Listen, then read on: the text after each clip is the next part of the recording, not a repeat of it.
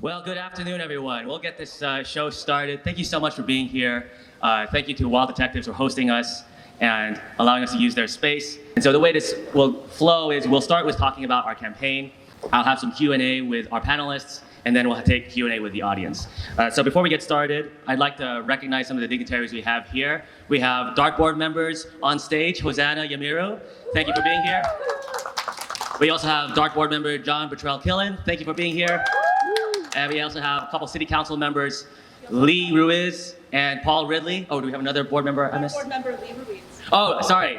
You just have this like aura about you. I assume you're a council member. Yeah, board member Lee Ruiz and District 14, Paul Ridley. I like to mention District 14 is like the lower Greenville, East Dallas neighborhood. So that's how you know you're in his district.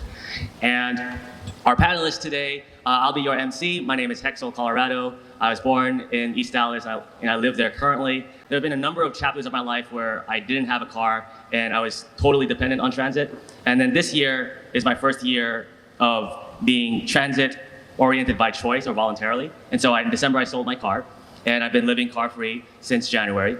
And in the process, I've used transit now almost every day, perhaps every other day, and I've developed a passion for it, and so now I volunteer with DART in a variety of capacities. I'm part of a number of advisory groups and focus groups, and I just have a strong passion for housing and transportation and doing everything I can to build a more equitable city around that. Our next panelist is Hosanna Yumiro. Hosanna, you want to introduce yourself? Hosanna! Stop, guys.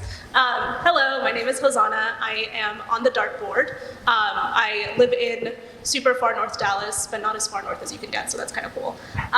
And my connection to transit outside of being on the DART board is that I was also a transit-dependent kid growing up. We lived in a one-car household, and that car was used to transport my mother back and forth from work. So I had to find ways to get myself to school and to my job, and really grew up appreciating what transit can add to a city and to our lives. So super excited to be here to talk about K-12, and yeah, that's it. Nathan, you want to introduce yourself? Yeah, sure. Hello, everybody. I'm Nathan May. I am a member of Sunrise Movement Dallas here. I'm from Richardson, Texas, so most of my DART experience growing up was on the Red Line, heading to downtown anytime I had something to do there, and excited to be here with you all today. Mr. Left Shark, take it away. Howdy, I'm Doyle Rader, and I pop into Sunrise meetings from time to time. I've been a longtime rider of DART. I haven't owned a car in like 13 years, and all of that time has been in Dallas. So, I'm kind of dependent on DART a little bit, and I like to get around town, and yeah, I'm here to talk about everything. I think, Doyle, you should, it's one thing I appreciate about Doyle. He's also written about DART a lot over the years for D Magazine. And so a lot of insightful articles, even for me, have been reading his work. So appreciate your contribution to the public in that way. So I want to talk a little bit about this campaign for those of you who are completely new to it or have only maybe partially paid attention. So Sunrise Movement Dallas is a climate activist group. We have a chapter here in Dallas. In fact, in East Dallas on Gaston, we have a Sunrise Movement house where a number of our Sunrise members and leaders share a living space. And this campaign we've been working on for really all year because it was way back in January that the Dallas City Council approved a resolution in support of this program to make DART, riding DART, Dallas Area Rapid Transit, free for all students K through 12. And prior to that resolution, this pilot program was originally proposed by John Bottrell-Killen. He proposed that sometime last year, so it's been over a year now since he originally proposed it. And the idea was simple. Right now, as it stands, DART's already free for Dallas college system, so if you're in the Dallas college system, it's already free. For middle school and high schoolers, there is a reduced fare pass that you can get, although there are hurdles and complications in that process in order to get that reduced fare. But it's not unprecedented even within Dallas and the Dallas area to make it more affordable and make it free. And it's also not unprecedented in a variety of other cities around the United States. So Seattle makes it free for all K through 12 students. Austin is the biggest example here in Texas because they've had a pilot program for, I think, years, and then they made it permanent recently. And so this is something that's growing in popularity and growing in success of introducing young people to transit by making it free and making it accessible. And our campaign is basically to convince the board or convince more members of the board, because we have supporters of our campaign present, including, of course, Hosanna, and also including, of course, Lee Ruiz. And there's a lot of reasons that this is valuable, and this is where I'm going to start to transition to our panelists. Especially the more we've dug into it, we started to see how it has a very direct impact on young people's lives. And so before I go off on too much of a tangent, freedartforstudents.com is the website to look up that has all of the details and information and history of this campaign. And we have from freedartforstudents.com, you can sign our petition. We're currently at about, I think, 870 signatures. So if you haven't signed the petition already, while you're here on your phone, pull up freedartforstudents.com, click the sign petition link to pull out the petition, and make sure you get that signed so that we can hit that four-digit figure, and hit 1,000 signatures. So I'm going to start turning it to Hosanna. So these questions are going to be for you. So I want to talk a little bit about what does it take to get this to pass? Like, what would be required? What are the ingredients to say, we have this idea, we know that there's support for it, there's growing support for it. What does this process look like in order to make it a reality? First of all, thank you to everyone in Sunrise who has been doing all of this work for the past year. That in itself is one of the biggest hurdles that you have to get through, right? As an institution like DART, which if anyone has watched a DART meeting, it's not very common that a lot of people are coming to a DART meeting to be like, hey, I actually want something. So I think it's super exciting that we have a lot of folks that are openly focused on supporting this campaign and supporting free DART for kids. So there's a couple of things, and I think we've moved through many steps over the past year. Shout out to John for carrying this campaign through his budget committee. So the steps are kind of simple, right? Like, you have this proposal, you're like, here's the thing that we want to do, and then you have to convince a majority of our board to actually support it. And I think we've run up against a couple of pretty interesting problems, which is folks will always have a question of, how are we going to pay for this? How are we going to afford to do something like this? Or the question can be is this safe to put young people on our transit system? Or is it equitable to have kids in our system when we might not actually have the same amount of availability in all across of our regions, right? But I think process-wise, you just need to get through the budget committee, we need to get through the committee of the whole, and we need to find 8 votes that are going to make this a reality and make it into a pilot program. And then the same thing as Cap Metro did, run this as a pilot program, see how well it does, because in my mind, I think that when you offer people a public good, they're gonna be like, okay, I'm gonna use this, and then make it a permanent fixture in our city. So I do think, though, that the biggest part of this equation for something that is new and something that is not within the normal,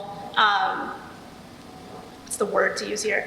That's not normal business for Dallas and not normal business for the DART board. The biggest thing that we had to do was show that there was community support and to show that people really do care about what is going to happen with this type of program. And so I think what Sunrise is doing is sort of really pivotal to making this a reality. Right. Well, there's 2 things that always come up whenever I've talked to people, even if people are, I would say in the general public, when I talk to people at bars or in grocery store or wherever I am, just interacting with people randomly, everybody immediately likes this idea. I don't think in the general public, there's a lot of people who hear the idea of giving students free access to transit. I've never met anyone in the public who's been opposed to that. That being said, the most common response I get of concern is around cost and around safety. And so I want to take this opportunity to really dissect those questions, kind of give them the solid answer they deserve, because I think it's, especially for us who've been in this campaign long enough, we know that there's real answers to those questions, and it doesn't have to be this big question mark. So I want to start with cost. So the number that I've heard thrown around is $2 million a year. Now, in order to do a pilot program, the pilot program that John has proposed is really 6 months, so half a year. So we don't need a whole 2 million. We only need 1 million in order to get a pilot program started. And also that cost, where does that cost come from? So if you're not familiar with transit, the interesting thing about transit is, unlike other modes of transportation, your cost per rider goes down the more people ride. And so because the trains are going to run whether or not there's 1 person or whether or not there's 100 people, the bus is going to run even if it's empty or even if there's 5 people. And so where does this $1 million figure come from? And my understanding is that that number is a theoretical potential lost revenue from the number of students who are currently writing, and assuming that if there was a free fare for students program passed, assuming all of those students stop paying, that's where that number comes from. Is that an accurate description of what that expense comes from? I want to say yes. Okay, cool.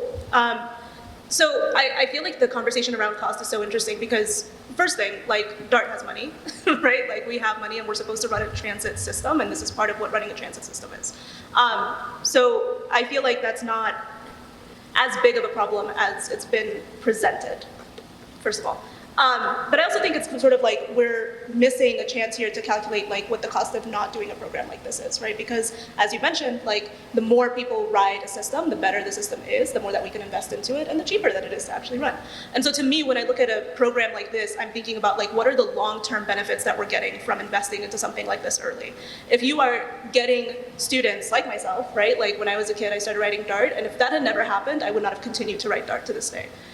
So when you invest into young people early and you get them to ride the system, you get them familiar with the system, and then you actually end up building a system that accommodates their needs and that is responsive to what our riders actually want, then you're investing into the long-term ridership that comes after those kids age out of the system, right? Like once you age out of the K-12 program, you're gonna continue to ride the bus, you're gonna continue to ride the train, and maybe you're gonna get your kids to go and ride the train and your kids to go ride the bus.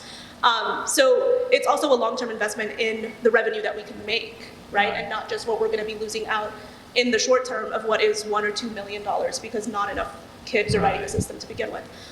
So I think that when we're asked that question, my immediate answer is always like, okay, that's the cost, but what are the benefits? And what is like, what are we missing out on with when we don't do this thing, right? Precisely. The other most common concern that's brought back to me whenever I talk about this is this question of safety. And so, especially if people haven't ridden transit before, haven't ridden transit much, or maybe they only ride transit, like, let's say at 11 o'clock at night, right, going to or from the Bellum or something. And so there's this stigma around transit, this concern around safety, but the numbers don't, well, I think the numbers that we have at DART tell a different story. So I'm going to throw the question to you first, Hosanna, but then I want to transition to Nathan, who has experience riding transit.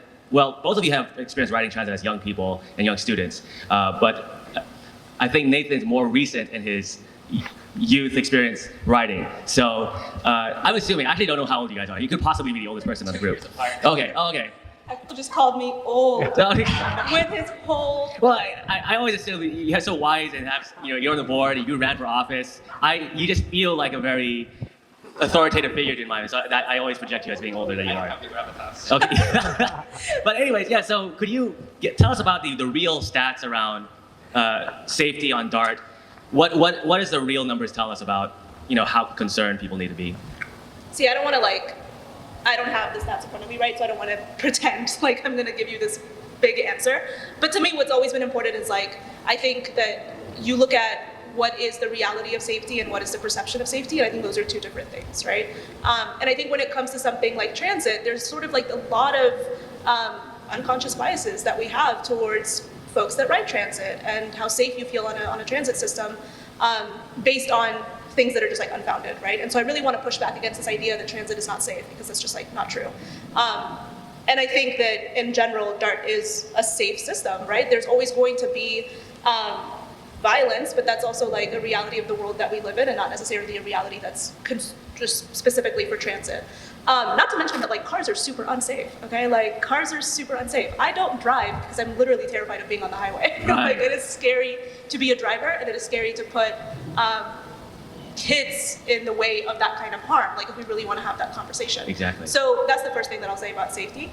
But the second thing is also the safer that you're going to feel on a transit system is when there's a bunch of people on it. If I'm riding a bus and I'm riding a train and there's a ton of people on it, then I'm just great, there's a lot of witnesses here. You know what I mean? Nothing's going to happen to me. And I think that's really important. It's you're building community through this idea of protecting one another, right? And that's something that you can only get on a transit system. It's not something you can get on a bus or a car, not a bus, excuse me, in a car or anything like that, right? You're building that community through protecting one another. So the safety is also in the investment in more ridership. Safety is in numbers. So you're kind of in this catch-22 where you're well, if I want to feel even more safe than what I am right now, then I'm also going to have to invest in getting more people to ride the system. That ridership is very important. Yeah, and I love that you made the point about like what's our frame of reference for safety. And I was talking to John earlier this week, and he was telling me about how the total number of let's say physical or violent incidences on DART, or at least the reported physical incidences, are 4 per year. Something like that. Like we're in single digits for our entire 365 across over 1 million student riders per year. So that's 4 among young people, among students, versus in Texas, in just the state of Texas, a child dies in a car or by a car every 2 days. So if a child didn't die today, then they died yesterday in a car. And I don't recommend going on Google News and typing car crash DFW, because there will always be something there within the last week, multiple items within the last week. But that's the interesting, again, to your point about perception of safety versus actual safety, it's a danger that goes entirely unnoticed in a car-oriented system, where someone who may be struggling or someone who might make you feel uncomfortable, even if they're no threat to you, you feel that on a transit system, even though it doesn't really make you any more at risk. And so I want to turn this to Nathan. Nathan, when was the last time you used transit? Talk about your typical transit usage. Well, 2 different things there. Last time was coming back from a concert, so it was really late at night, but typical is usually not that late. I think the most safe I've actually felt on DART was when I was a student. I think what Hosanna was touching on was really important, because it was so crowded, because it was going to a like summer educational program at Fair Park, and I lived in the suburbs, and it was in the morning, so everyone's on their way to work and stuff, and then on their way back in the afternoon, and so it was crowded and full, and I felt fine, as opposed to, if it's not crowded and it's just you and one other person, you're like, oh, there might not be any witnesses. But my typical usage right now varies. It's not like a regular daily schedule of DART for me. It's when there's something I need to go to downtown, and it's more convenient. I do have a car now, and I still live in the suburbs, so I use it to get around. I also bike. And I think the perceived safety is also something that's important to touch on, because it's, I don't know, something that I feel almost a little weird commenting on, because I know a lot of times when I'm trying to convince people like to come on public transit, they'll be like, well, of course it feels safe to you because you're a white man. And I'm like, so I don't know if I'm necessarily the best person to be trying to say it now as well. But for me, I definitely think the increased ridership is a big aspect of it. And again, with what you said about it being, it feels good during the day, and then like at night it might feel a little more sketchy, but that's how it is if you're outside anywhere. It feels scarier at night when it's dark. So that's my experience personally.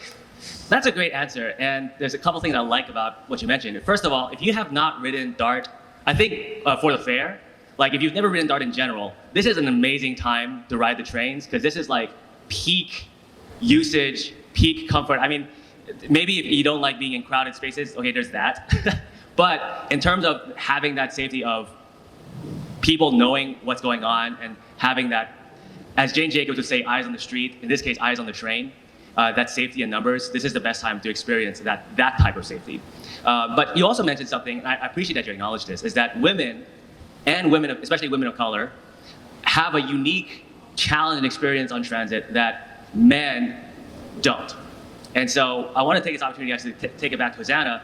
Hosanna, as a woman, can you comment on maybe, is there any unique challenges that you experience, and what are your thoughts around safety for women on transit? Yeah, I think that's actually really interesting, because this was brought up in a recent conversation we were having about safety on our system. And when I think about, like I mentioned earlier, when there's more people on the train, when there's more people on the bus, I'm already more comfortable being there. But it also like gives us a really great opportunity to invest into things like an ambassador program, right? Where there's people that are on the train and on the bus that are riding it and who are there to support you, whether that be giving you instructions about where to go and find your next train, which happens when there's the fair or where there's an OU game. This is also, really quick side note, this is also why people who are very occasional riders of DART love DART, because they ride it when there's like someone telling you where to go find something, it's crowded, like it's safe, which is what it should be like for our normal everyday riders as well. But yeah, so when I think about safety, it's like, for instance, the other day when I was coming back from a particularly late DART meeting, and it was dark outside and there was someone on the train a young girl who was just having someone harassing her, basically, right? Like they were just talking to her, and you can just see that she's trying to get out of the conversation. And so all I had to do was just like go sit next to her and be like, hey, what's up? Like, I like your shoes, right? And that kind of intervention that someone can be trained for, that does not put anyone at risk, right? It's like a good investment into the system that we have, and especially into women and into young people, of having someone on the train who can intervene in those kinds of situations. That's what I think of when I think of safety, right? I'm not thinking about like flooding the system with police. I'm not thinking about like, let's just have someone armed at every station. I'm thinking about how are we going to keep people safe with a good investment that can actually last a long time and can get people to come back again and again on the train. So like as a woman, that's what I think of. As a woman of color, that's what I think of, right? Like the things that make me uncomfortable sometimes are not like big and bad. They're just things that can be fixed by like small interventions that we can all do and that DART can invest into doing institutionally as well. Wow, well said, well said. And you know what, I think this also even ties together these first two concerns of cost and safety, because when we think about how ridership, increased ridership, the more people ride and the more people travel together, for example, I would imagine that by making fare free for students, it's easier for students and classmates and neighbors to ride transit together, which makes them both safer, and had a snowball effect of making the ride itself safer. By investing this 1 million, 2 million, however much per year to allow students to ride for free, we are simultaneously not only solving an economic equity problem, but we are also solving a safety problem, because by making it accessible for people to travel together, we are increasing the safety of the system for the students and for everybody else. So I'm going to ask this question of Nathan, and I want to ask this question of Doyle.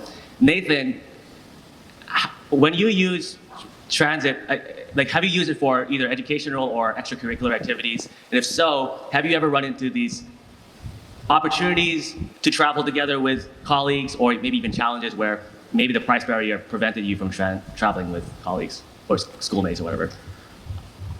I don't know about with colleagues, but when I was in high school, and I touched on this earlier, I was able to get into a program, a training program at Fair Park that I was very excited about, and I was able to get a scholarship to get into that.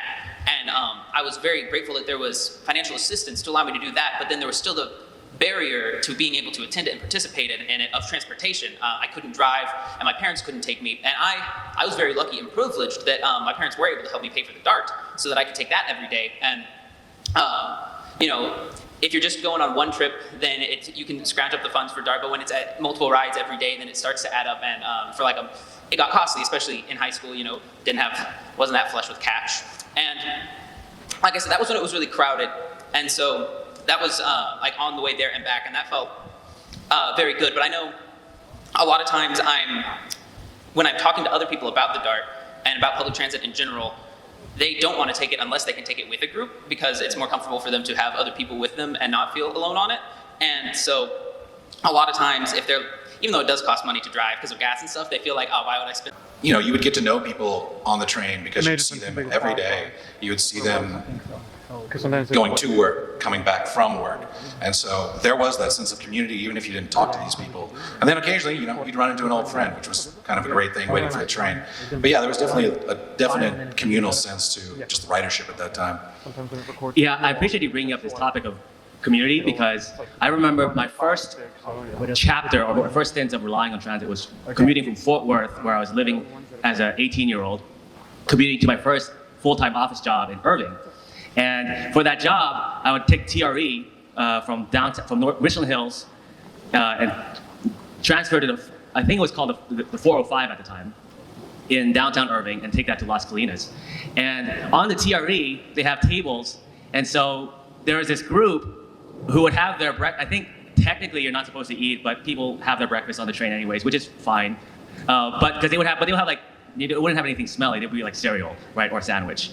And they meet at the same car, they would try to always meet together at the same spot, so that they literally called themselves the Breakfast Club, because they would all do their commute together, have their breakfast, talk about their day, talk about their previous day, and they had this little club on the train. And that's something that I don't think you can really understand or appreciate unless you kind of go through it. Now, as someone who's been car-free for the last 13 years, could you comment on any changes you've seen over the years with DART in any regard, whether it's quality of service or safety or cost? Like, what are some things you've noticed change over the years? Well, the costs have definitely gone up because I started writing about 20 years ago when it was like $1. So it's no longer $1, unfortunately, but things happen. But yeah, like I said, ridership, you can see it, is definitely down after the pandemic. I think numbers are starting to slowly pick back up just from what I've casually seen. But yeah, there's been a lot of changes. And then the whole overhaul of the bus network has definitely been a rocky road so far.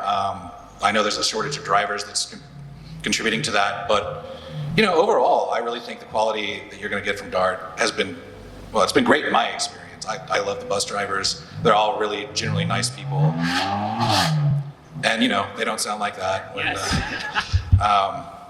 so I really do enjoy it because there's a peace of mind I feel like that comes with it. You don't have to, worry about all these maniac drivers now.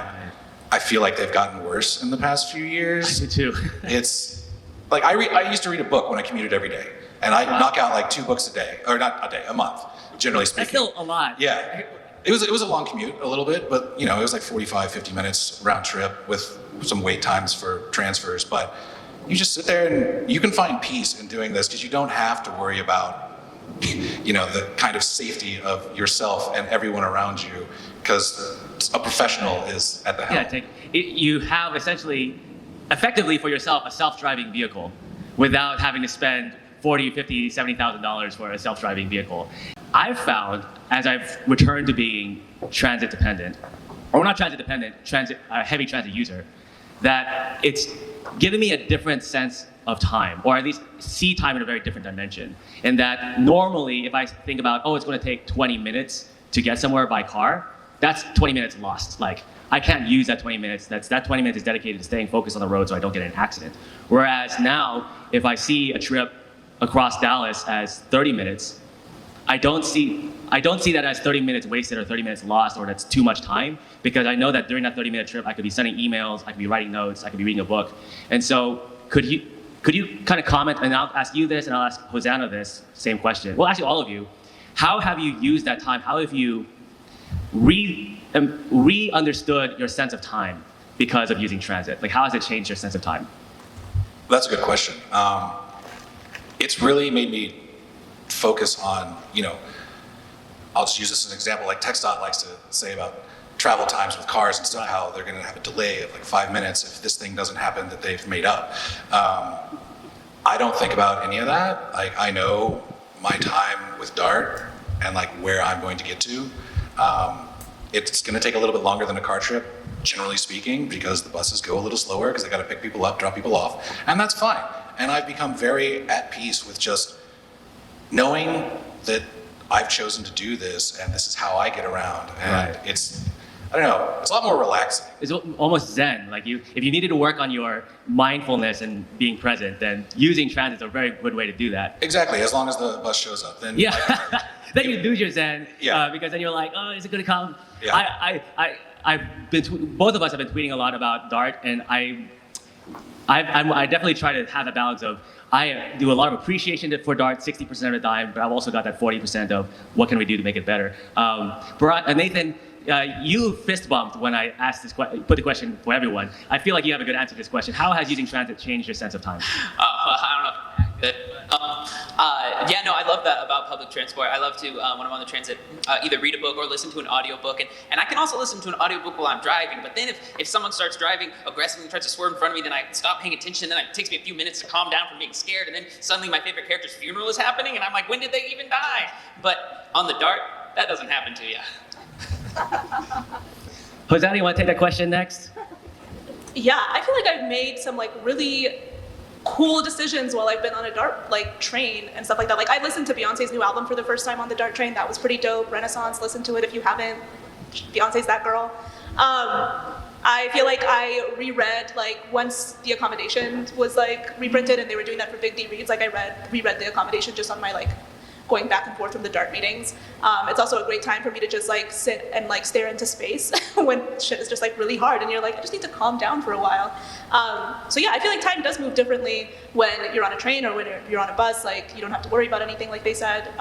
You also get to people watch. Like if you're someone like me, I love just like watching people in the train and like seeing what they're up to and making up stories for their lives, and also seeing people like really, you know, the other day when I was coming back from my Dart meeting, these two guys both realized they went to the same college. Like they just like started randomly talking and they were like, oh, you went here, you went here, and then they just like became friends on the train, and that was really cool. Social fabric, social interactions. Yeah, so like I think it's funny because like an investment into transit is like so much more than just like getting you from point A to point B. Like I think you become more invested in the city, you become more invested in just like the ins and outs of like what Dallas is and what Dallas can become when you have to like take this time to like think about it.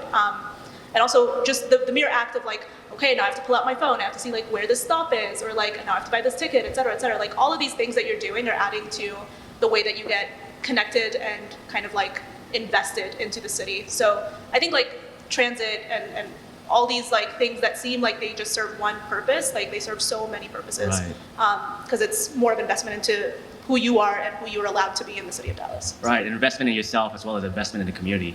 I want to start taking questions from the audience if there are any.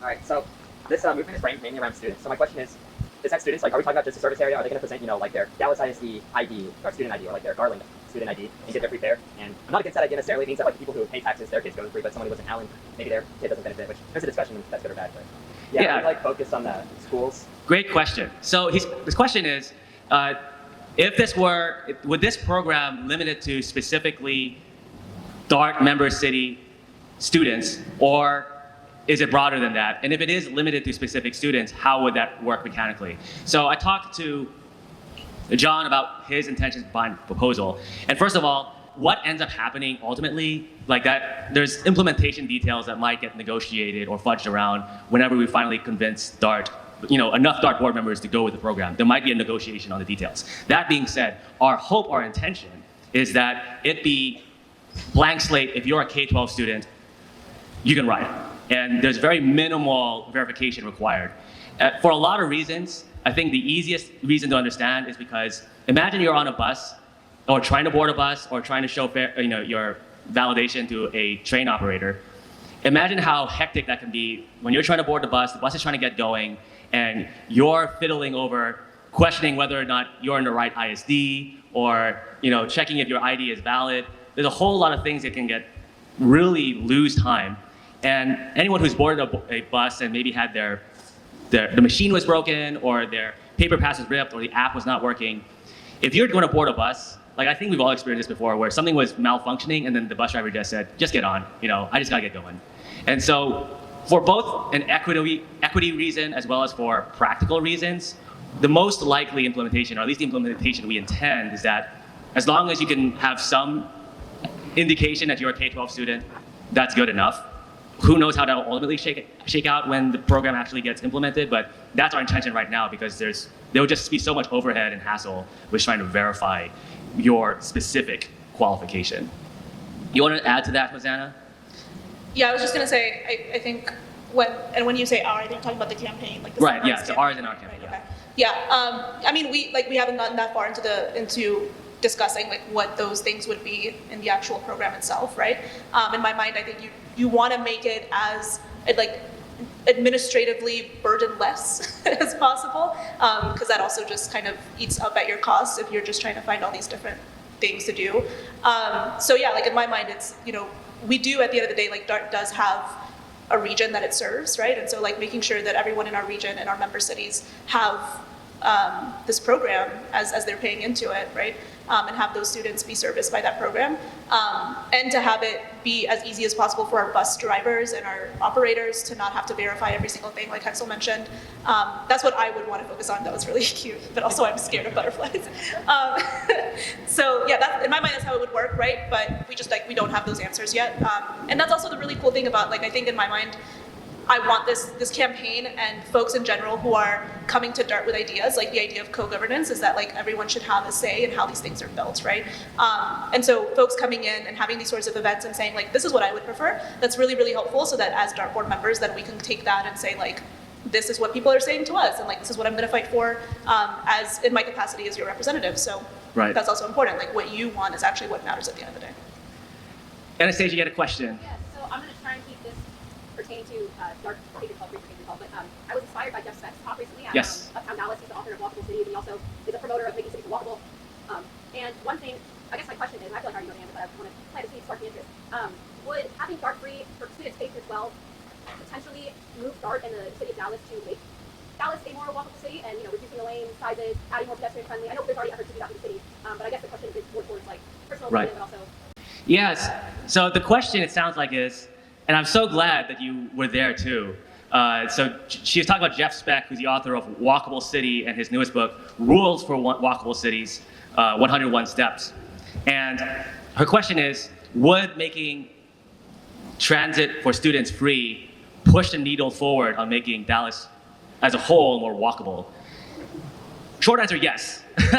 Short answer, yes. But to expand on that more, the relationship between transit and walking, or walkability, I like to say that in the holy trinity of mobility, transit, cycling, and walking is the godhead of the holy trinity of movement, right? And so transit, in my opinion, this is my view on it, not speaking for the panel, but the reason I put walking up there is because in order to get to that holy position requires a more wholesome approach to how we think about transit and land use, right? And so in order to get to that stage of walkability, it's not just providing transit or means of getting there, it's also about having mixed use neighborhoods, having mixed density, smart density. It's about being smarter about our green space and our city services and commercial services and housing. And so in order to get to that top tier of having a walkable city, a lot of things have to come into place. And transit is a pillar of that ideal. And so if it's also kind of making up for the fact that in a perfect city, in a perfectly designed city that never had any freeways bulldozed through it, you wouldn't really need transit per se. At least, okay, this is my opinion. But we are where we are now, where things are spread out. And so transit's not just a convenience or accommodation, it's now a need at this point. And so if we are going to get to this point where you can walk or roll from where you are to where you need to be, transit is a key ingredient of that. And in order to make that cost effective and safe, as we discussed, requires more ridership, more ability to travel together. And making transit free for students is an incredibly, ultimately cost effective and efficient way to do those two things, make it more efficient, make it higher ridership, make it safer. Do you want to add to that? I'm really interested in hearing Doyle's take on this, as someone who talks about council. Doyle, do you want, Doyle, so Doyle again writes for DMAG, and so he's got a I lot used of to, I don't this. anymore, but yes, I did. Was that? I used to. I used to, okay. Well, I still read your work, reread them occasionally. Yeah, so sometimes walking to the DART in certain neighborhoods is not the best because the city has not invested in what it needs to for basic infrastructure for pedestrians. And DART can definitely help. Bus shelters, more of those would be great too, just because of the elements. But yeah, so I don't know the exact number because I don't have it in front of me, but the city is something like 1,500 miles of sidewalks, something like that, and we don't know when they'll really address it. They talk about it, but they talk about a lot of things that they also don't follow through on. So they kind of go hand in hand. I'm lucky. I live in Councilman Ridley's district. He was here earlier. He's done a lot of work, and his predecessors, to making sure the sidewalks are generally pretty good. I get on the city staff and council members a lot for crosswalks, which they also are very, very, very, very far behind in. But like I said, I'm very lucky for the neighborhood in which I live in and have lived in for a number of years, because it is one of the better service neighborhoods in the city. It's also one of the wealthier neighborhoods in the city. So there are entire communities in the city that don't have sidewalks, that some of them don't even have running water. So there is a massive disparity when it comes to how we access certain services, beyond just transit. But Right. it can be a real pain getting to some locations just on the bus. Yeah, and I love that your answer reminded me about how there's a kind of chicken and egg situation when it comes to investing in sidewalks and walkability, and that the chicken and egg situation is people don't walk because there's nowhere to walk to, and you don't have places to walk to because people don't walk. And then caught in that cycle of not investing in walkability and sidewalks and infrastructure, caught in the middle of that is there's no reason or there's no motivation by the city to invest in those 1,500 miles of sidewalk or those crosswalks, which will cost hundreds of thousands of dollars to install. And so SMU did a study that showed that there was an infrastructure desert south of 30, so in southern Dallas. And what that infrastructure desert means, a lot of people would imagine that to mean not enough roads or not enough highways or whatever. But what that ultimately means when we talk about infrastructure desert is sidewalks and safe crosswalks and bulb outs and all traffic calming measures and working traffic signals. And so all of these things that allow you to safely enjoy the services that your neighborhood has, assuming your neighborhood has those services, which is another challenge. That's the infrastructure desert that is very, like you have to walk around these neighborhoods if you haven't experienced it before in order to truly understand it. Hosanna, was there something you were itching to? I just want to say one more thing. I don't want to belabor this point, but like something else that's very interesting to me as far as like what DART can do and also ties into the idea of safety is like we maybe can't control like the sidewalk situation, right? But like there should be a bus shelter where you're going to be boarding the bus. There should be some lighting, right? Like where you're boarding the bus. The bus should be coming on time where you're boarding the bus, right? So you're not stuck in a place where you're like, okay, it's dark, it's nighttime, my bus isn't here, and there's no one here. So the things that we can control, right, are the things that we should be focusing on. It's like the reliability of our service, like how safe our service is, how clean our service is, and investing into the infrastructure that then will hopefully make the city think like, okay, there's this really nice bus stop here, maybe there should be like a sidewalk near it, do you know what I mean? And I do think part of that is like the K-12 is like, kids are always a really good motivator. Hate to say it, but like kids are always a really good motivator.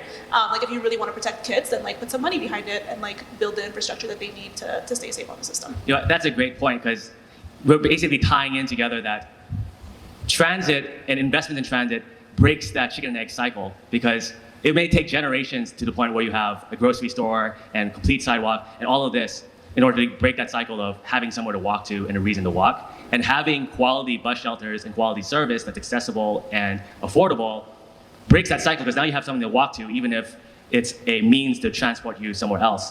At least within the current generation, it gives you that means to, a reason to walk and breaks that cycle of not having a motivation to invest in it. All right, any other questions? Yes? We were saying about like, are we reliable? I found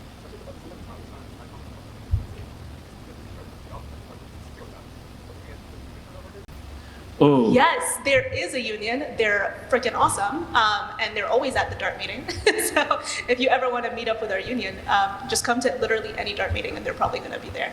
And yeah, so the like driver shortage, operator shortage has been something we've been talking about a lot. It's also not like unique to DART. It's something that's happening all over the country. Is that a B? It was a fly. Okay. And yeah, part of that is like, it's just really hard work being an operator. It's really hard work being a bus driver, especially like we just went through a pandemic where people were like straight up refusing to like wear their mask when there's like a mask guideline, right? And so it's really, really difficult work that we're asking people to do. It's not like the highest paying job in the world, right? And like we're trying to fix that and have given raises and have given bonuses, but we should definitely do more, right? And it's also just like, it's just, every time we have this conversation, I'm just always like, it's hard work. Like, I would not be able to do it, and therefore, I'm not gonna sit here and be like, how dare you, like, take your thing. But yeah, we're working on it. We're working on reliability, working on safety, working on security, and that's definitely like a top priority. Something that I think a lot of people on a majority of the board can agree is a priority across the board. Right. It's honestly, it's one of, if not the biggest challenge to solve, because even like, so frequency and reliability and total ridership. And if you think about total ridership as an outcome as opposed to a metric that you're trying to solve for, then it's frequency and reliability are the two biggest things. And when it comes to reliability, it's a way more multifaceted issue than people may realize. So it's more than just do better, drivers, right? It's not really just that. When I would argue maybe that's maybe the least, the bottom of issues. It's not that these drivers aren't trying their best. A lot of them, honestly, most of them, at least as far as I can tell, the vast majority of drivers are really trying their best. And oftentimes, it's they're trying to do their best that sometimes screws things up. Now, again, that's not faulting them. That's a reflection of the metrics that they're trying to meet incentivizes certain things. For example, I've witnessed this, and I've commented this on the last board meeting. If they're trying to meet a certain schedule, but there's a high traffic portion of their route that would put them behind. I was literally on the bus twice when this happened, where the bus driver turned to me and asked, "Do you mind if I skip Henderson? So skip a portion of my route? I will skip these routes that I don't think I've ever seen someone board on, but if I take the normal route that I'm supposed to, then I'm going to be late for all the stops along the way." And so it's a value decision of, do I skip out on some of them so I can make all the others, or do I take this normal route and be late for everything? And so now I'm not going to say what's the right decision, but I wanted to point out a lot of the facets are driver pay, driver shortage that we're dealing with right now. We still have yet to overcome I think it was like 500 operators that we lost during the pandemic, and that's the gap that we're still trying to overcome. I don't know the exact number, but it's on that order of gap. So there's that. There's also the bus route design. So do you have a lot of routes that go through a consistent downtown bottleneck? Do you have consistently long routes? Do you have any bus lanes? Do you have any dedicated right-of-way for buses so that they're not stuck in traffic? There's a whole host of not just human behavior. There's even the behavior and social norms of the passengers. So there's design issues, there's policy issues, there's staffing issues that all contribute to getting reliability to where it needs to be. Anastasia, you have another question. Yes. Who wants to get involved either with the campaign or with DART? What's a good way to reach y'all or to get involved? Like, who should we talk to? Where should we go? Right. So if you want to get involved, anyone with a Sunrise Movement shirt, talk to them, say, "Hey, I want to get involved," and they'll give you like the Sunrise Movement social media, contact info. And so that's the first thing. The second thing is every Thursday night we have a campaign meeting. And so it's something else, sign the petition and then share the petition with your friends. And then the last thing I'll mention is our next action, other than the meetings, is the last Thursday of this month, our group is going to speak in front of the Dallas ISD board. So up until now, we've been to 3 consecutive DART board meetings, but our next action is actually going to be speaking in front of the Dallas ISD board because and John has kind of filled us in on this. They are very warm to possibly being the funders of a pilot program. So rather than relying strictly on DART's own funds, because that's been a sticking point. I mean, and Hosanna maybe can comment on this briefly, but DART has the money and there's reticence to use it for this program, or at least earmark it for this program, because again, it's not like an actual expense, a theoretical expense. But the Dallas ISD and the city of Dallas have both been very warm to the idea of just being the ones to essentially subsidize it. And so that's going to be our next action, speaking in front of the school board last Thursday of the month. So I think we're coming up on time. Hope you have one last, I'll give you the one last question. This is for Will or anyone, but kind of tailing off of what Anastasia was talking about, like making streets more walkable and transit friendly. I guess like for someone who's really interested in like making the city of Dallas more walkable or transit friendly, and like all those ideas that Jeff Speck put out there about like making dedicated bike lanes or bus lanes or closing the number of car lanes or just making lanes smaller or what have you, or even doing car-free zones. I guess my question is like, of all of those things, is like, would it be something that you petition the city for, or like, would you petition the DART for that, or like, is it a collaboration between DART and the city, and like, are there things that we should be asking the city to give to invest in to make DART able to make decisions? Like, I imagine having a dedicated bus lane. Right. So Both the DART board and the city would have to collaborate on. So yeah, I guess yeah. So I think so. I'm going to give a quick intro to this question because I think this was actually a good question to make our final statements as we go around. Because the question is basically holistically, what are all the things that our audience who want to make a change, whether it's who do this audience need to talk to and what changes do they need to demand in order to make our city as a whole more walkable and more accessible. A lot of the stuff we talk about, I can rattle off a number of things that policy decisions we'd like to see happen. This campaign is just one of them, but bus lanes, pedestrian-free zones, removing minimum parking requirements, allowing smaller lot sizes, allowing zoning changes for higher density housing, removing setback requirements. So a lot of these things, you go to city council for zoning, you show up at zoning meetings, you show up at neighborhood, and I think one of the things that I would recommend that I've started doing is find out who your city council district, even if you don't live in Dallas, do this exact same thing in your own city. Find out who your council representative is, subscribe to their newsletter, and then watch out for those zoning hearings, because those are where you get the opportunity to weigh in as the public to say, I want more affordable housing, I want more city services, I want more, this street design change in my neighborhood. And so showing up to these zoning meetings, paying attention to what's happening in your neighborhood, because these meetings do come up, but the problem is only the people who want to stop things ever shows up at these meetings. So if there's a project that's seeking a zoning change, or there's a project seeking affordable housing, there was a nonprofit trying to build a rehab center or transitional housing for homeless in East Dallas, and that got shut down. And shut down by the NIMBYs, as we call it in this community. The people who did not want a homeless transition center in their neighborhood were the only people who showed up. And the nonprofit decided to go somewhere else. That made me very sad, because if I knew about that, I would have showed up. That was just a few weeks ago. And so paying attention to your city council calendar and being plugged into Sunrise and other groups that are, so I'm also part of More Neighbors Dallas, and I'm also part of Replace 345, as is Hosanna. There's a lot of these opportunities to show up at hearings and say, this is the kind of community I want, and we just need more people to show up to those. Doyle, do you want to take it from your final statement? Sure. Thanks everyone for coming here. I'll go down to a more micro level. The Our Dallas app can be your best friend.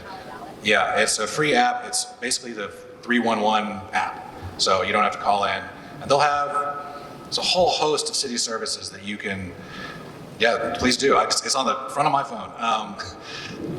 You can report anything from, I've reported crosswalks, hundreds of them across the city to get repainted, installed, what have you. You can do potholes, you can do broken sidewalks, you can do obstructed sidewalks, you can do a very basic micro neighborhood by neighborhood, level. The city will have a record of it, and so you can cite those records when you email your council members with a strongly worded email. They don't like to have those, so. And I would say on that note too, if there's even other things, follow your council members, tweet at them, follow them on social media. They also don't like to be thrown in a negative light on social media. They will get things done because it makes them look good. You got to feed the ego a little bit sometimes to get what you need done. That's on that level. I think, DART, I believe, is heading in the right direction for a lot of things. I think it's going to take a lot more time for some things to get back to a sense of normalcy. I think that's been the biggest disruption for the agency. But, there's ways you can affect pretty much every part of your life.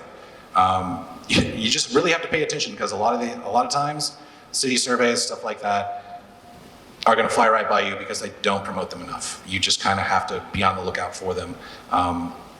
There's a whole thing about Gaston Road right now that the city's exploring.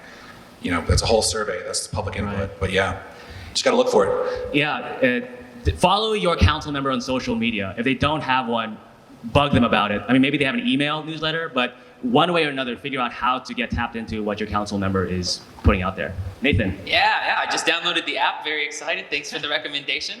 It's got a good color scheme. Yeah. So that'll be good.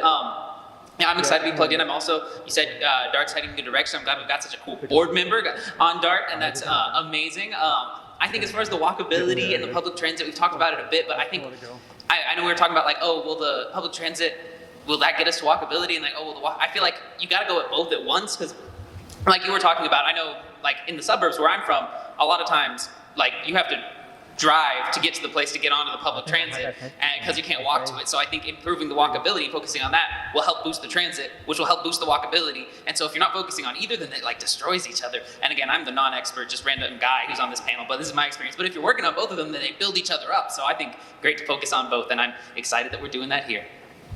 Thank you, Nathan. Last final statement, and then I'll close this out. As far as the question, I do think there are certain things that are just City of Dallas can do them, certain things that only DART can do them, but a lot of these things that have to do with transit, like the bus lanes, those are going to be a joint project, right? Something that I will say is the City of Dallas and the Dallas City Council members are accountable to actual people, they're accountable to voters, right? I'm an appointed person onto the DART board, which we can have a bigger discussion about whether something that matters so much should just be an appointed position, right? But that means that I'm also accountable to both the Dallas City Council and then through to voters and to our riders, right? And so I would say when you pick your battles, pick the one that's going to be like where the accountability actually matters, right? And so like sometimes the city of Dallas is the best way to go, right? It's easier to go and like scream at your Dallas council member and be like, there's 10,000 people who want this, versus the dartboard. But that also means that when you do pressure the council, then they'll pressure the board, and then we'll have to do something, right? And the other thing also about DART is like we are a regional transit agency, which means that there are 13 other cities who have like a say in how stuff works. And like I do think that's important in the sense that like what's good for the region is also good for Dallas. But sometimes like as a Dallas board member, like you represent the people that live here too. And it's no coincidence that like the people that do live here are not only the majority of our riders, but are also Black, brown, low income. And we need to like be brave enough to just be like, no, like I'm gonna actually hope and like fight for policy that matters for those people, right?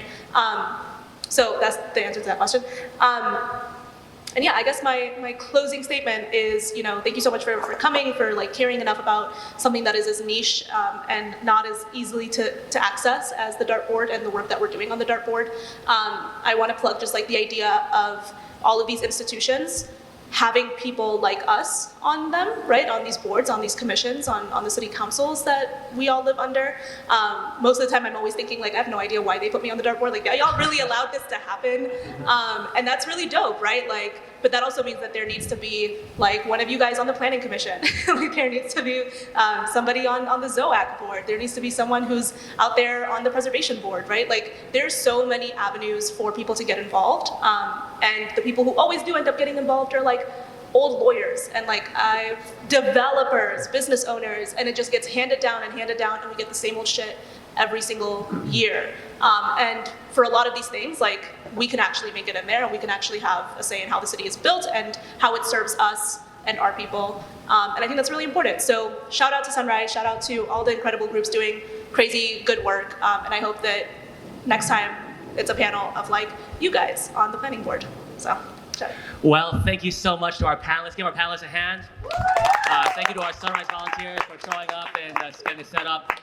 Beyond that, thank you so much. Have a great weekend.